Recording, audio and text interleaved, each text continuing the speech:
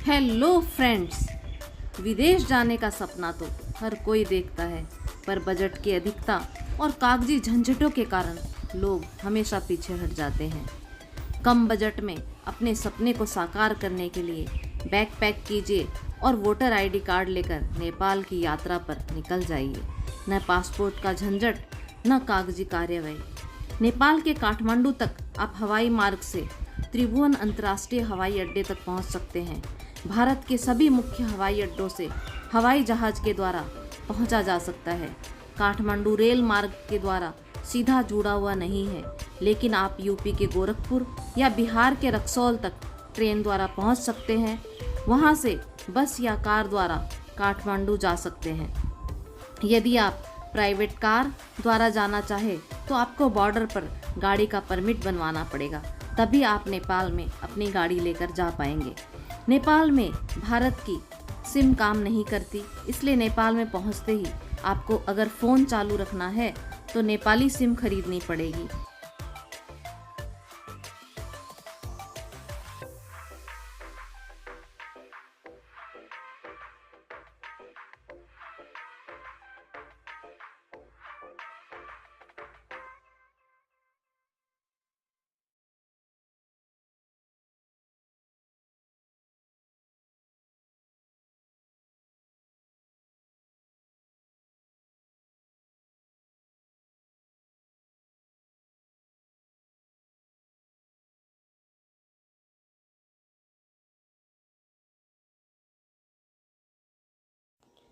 चित्र में दिखाई देने वाला बौद्ध स्तूपा 1979 में यूनेस्को के विश्व धरोहर स्थल में शामिल किया गया है, जो दुनिया भर में सबसे ज़्यादा बौद्ध स्थलों में देखे जाने वालों में से एक है।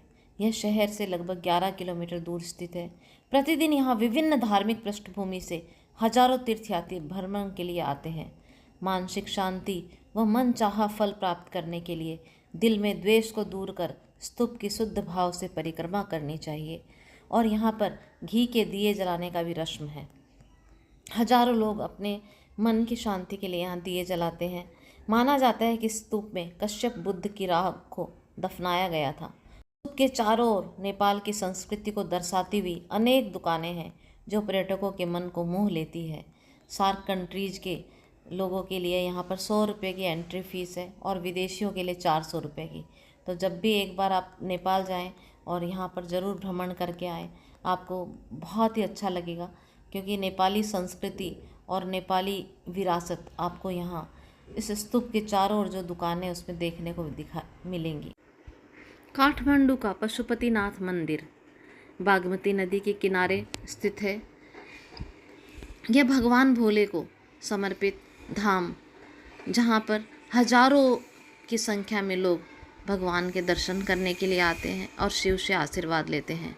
पशुपतिनाथ मंदिर नेपाल की संस्कृति, धार्मिकता और ऐतिहासिक महत्व का प्रतीक है, और यह दुनिया के विभिन्न कोनों से आने वाले हिंदू श्रद्धालुओं के लिए फोन को सोच समझ कर ही यूज करें। इस मंदिर को अनलिमिटेड 6वीं शताब्दी में बनाया गया था। की यदि बात पूरा करें लकड़ी का तो आपको 1000 रुपये कलाकृति आप 1600 रुपये मिलेंगे। तो बहुत ही आप सुंदर सीमा पर करेंसी वैसे तो कर सकते हैं। पूरे 100 और 200 के दर्शनों के लिए जा भारतीय नोट नेपाल में आसानी से लोग ले लेते हैं, पर 500 के नोट लेने में आनाकानी करते हैं। इसलिए आप करेंसी एक्सचेंज करवा कर जाएं, ताकि सामान खरीदने में आपको आसानी हो। समय को ध्यान रहने के लिए आपको आसानी से होटल या धर्मशालाएं स्वयं पशुपतिनाथ मंदिर के आसपास उपलब्ध हो जाएगी। मूंग टेम्पल भी कहा जाता है। आइए जानते हैं काठमांडू में आप 2-3 दिन कहाँ घूम सकते हैं। तथा प्राचीन स्तूप है, जो नेपाल के धार्मिक और सांस्कृतिक जीवन का महत्वपूर्ण तत्व है।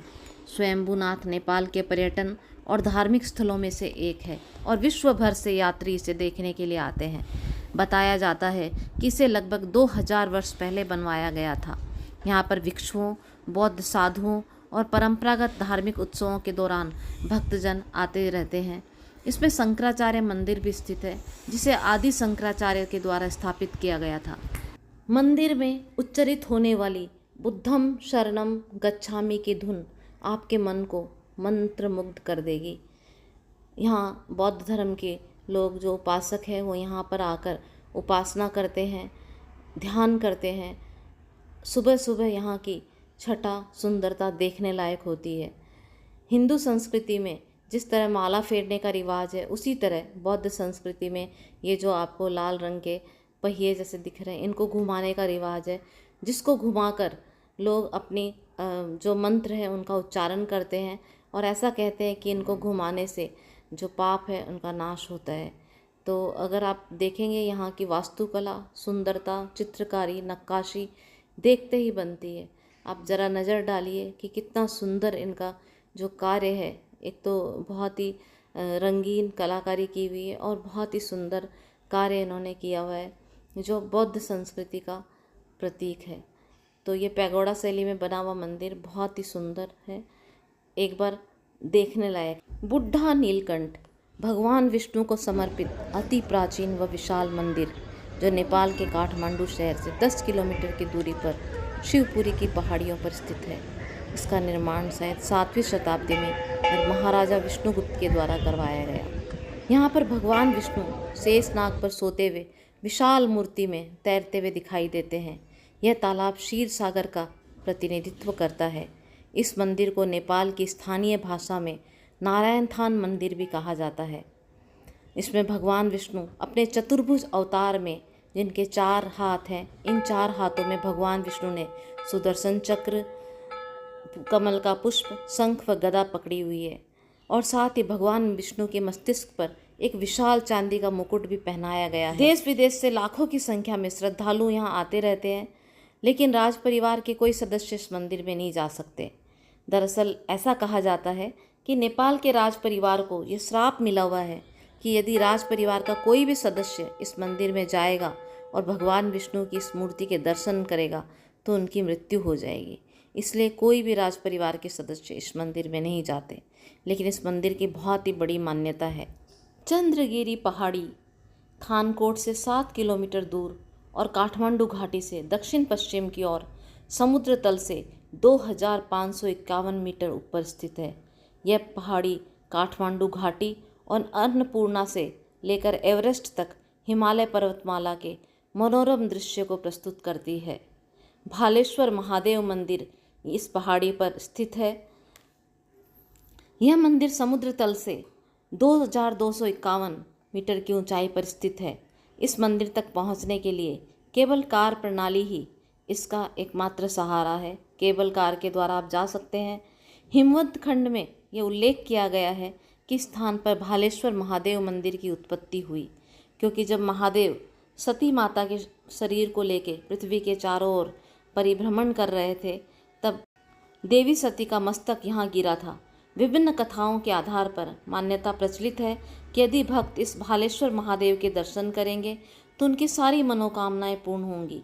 घरेलू और विदेशी पर्यटक चंद्रगिरी पहाड़ी से दिखने वाले पहाड़ों और काठमांडू घाटी के मनोरम दृश्य का आनंद लेने, अपने दैनिक जीवन से छुट्टी लेने और आराम करने और समारोह आयोजित करने और देश विदेश से आए हुए मेहमानों से मिलने के लिए यहाँ आते हैं। इसके अलावा धार्मिक और ऐतिहासिक रुचि रखने वाले लोग भी दर्शन और अध्ययन के लिए, शांति के लिए इस चंद्रगिरी पहाड़ी तक पहुँचते हैं। यहाँ तक पहुँचने के लिए केबल कार से भारतीय सहित सभी लोगों के लिए शुल्क है 1300 रुपये प्रति टिकट, और जो नेपाली व्यक्ति है उनके लिए 800 रुपये प्रति व्यक्ति टिकट लगता है। तो बहुत ही ऊंचा, बहुत ही सुंदर नज़ारा यहाँ से आपको दिखाई देता है। तो एक बार ज़रूर इसका अनुभव करने लायक है। यहाँ से आपको पूरी काठमांडू घाटी दिखाई देती है। जब भी आएँ एक बार चंद्रगिरी तक ज़रूर जाकर आएँ, क्योंकि यहाँ का मौसम भी बहुत सुहावना होता है। पल पल मौसम बदलता है। हम जैसे ही वहाँ पहुँचे तेज़ बारिश शुरू हो गई थी और ओले गिरने लग गए। तो एक बार ज़रूर आप इसका आनंद ले सकते हैं। यदि आसमान साफ़ हो, बादल ना हो, तो आपको यहाँ से अन्नपूर्णा की चोटी और एवरेस्ट की चोटी तक दिखाई देती है, क्योंकि नेपाल का ही एक हिस्सा है एवरेस्ट की चोटी। तो आप ज़रूर दर्शन कर सकते हैं। भोले बाबा यहाँ बहुत दूर ऊंचाई पर आकर बैठे हुए हैं। नंदी को आप देख सकते हैं चित्र में। तो बहुत ही सुंदर, बहुत ही मनोरम, मंदिर भी बहुत सुंदर है और यहाँ का जो प्राकृतिक दृश्य और नज़ारा है वो भी बहुत सुंदर है। यहाँ पर इतनी संख्या में, इतने ऊंचा होने के बाद भी इतनी संख्या में लोग पहुंचते हैं। और जो मंदिर है उसकी छटा और उसकी जो शांति है वो आप ज़रूर महसूस करें एक बार आकर। और पास में यहाँ पे भूटान जो नेपाल के राजा जिन्होंने ये बनवाया था मंदिर, उनकी भी मूर्ति स्थापित की गई है, तो आकर एक बार ज़रूर आनंद ले सकते हैं। नेपाल में आपको जो भी काम किया हुआ दिखाई देगा, खिड़कियों, दरवाज़ों और दीवारों पर सारा काठ का काम है। बहुत ही सुंदर, यहाँ के जो भी कलाकार है वो बहुत सुंदर इन्होंने काम किया है। तो अगर आप देखेंगे तो ये पूरा क्षेत्र काठ के काम से, देखिए अब काले रंग का जो लोहे की जाली जैसा दिखाई दे रहा है, सारा लकड़ी का काम किया हुआ है। तो यहाँ की नक्काशी और यहाँ की कलाकारी भी देखते ही बनती है। और इस पूरे क्षेत्र में बहुत ही शांति है। यहाँ पर रिसॉर्ट भी है। चंद्रगिरी पहाड़ी पर ठहरने के लिए उत्तम व्यवस्था है। तो यदि आप यहाँ पर आकर ठहरना चाहें और प्राकृतिक दृश्य का आनंद लेना चाहें तो यहाँ पर आप आकर आराम से रुक सकते हैं। दरबार स्क्वायर काठमांडू नगरी में स्थित एक प्रमुख पर्यटन स्थल है। नेपाल के भगतपुर में स्थित यह पूर्व शाही महल परिसर है। इसमें 14वीं से 15वीं शताब्दी तक नेपाल के मल्ल राजा और 15वीं से 18वीं शताब्दी तक भगतपुर साम्राज्य के राजा इस स्थान पर रहे। इस स्थान को भगतपुर दरबार स्क्वायर के नाम से जाना जाता है। यूनेस्को की विश्व धरोहर स्थल काठमांडू दरबार स्क्वायर अपने कलाकार और शिल्पकार प्रदर्शन के लिए प्रसिद्ध है और काठमांडू पैलेस साम्राज्य के पूर्व महल के सामने स्थित है। महलों और चौक पर कई पुनर्निर्माण कार्य अभी किए गए हैं। यह नेपाल की राजकुमारी का एक निवास स्थान है। काठमांडू नगरी के प्रमुख ऐतिहासिक स्थलों में से एक है। दरबार स्क्वायर ने नेपाली संस्कृति, इतिहास और सांस्कृतिक विरासत को अपने अंदर समेट रखा है, जो लगभग 12वीं सदी में बना हुआ है। यहाँ हिंदू और बौद्ध मंदिर, स्तूप और श्री कृष्ण मंदिर भी शामिल है। अगर आप काठमांडू गए हैं तो एक बार दरबार स्क्वायर पर ज़रूर जाएं। यहाँ आपको नेपाल की संस्कृति और नेपाली धरोहर देखने को मिलेगा। वर्तमान समय में इसे एक राष्ट्रीय गैलरी के रूप में परिवर्तित कर दिया गया है, जिसके लिए शुल्क लिया जाता है। 500 रुपये देकर आप इस पूरे क्षेत्र को देख सकते हैं। पास में एक प्रसिद्ध स्वर्ण द्वार है जो मूल चौक की ओर जाता है। यहाँ तालेजू मंदिर भी बना हुआ है।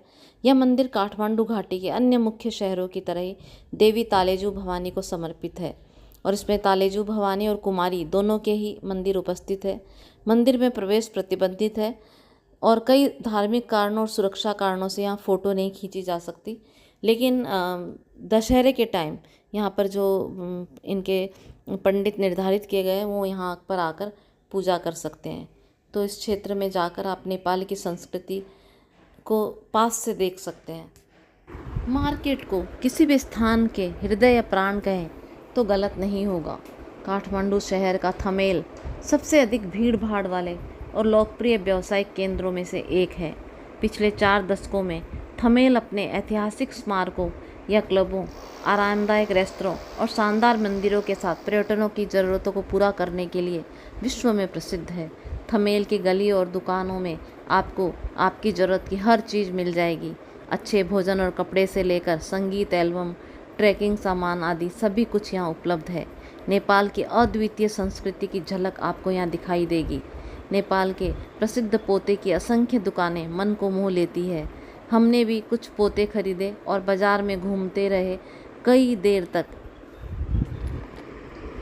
देखिए यहाँ पर आपको असंख्य लोगों की भीड़ दिखाई दे रही है और ये पोते की दुकान है।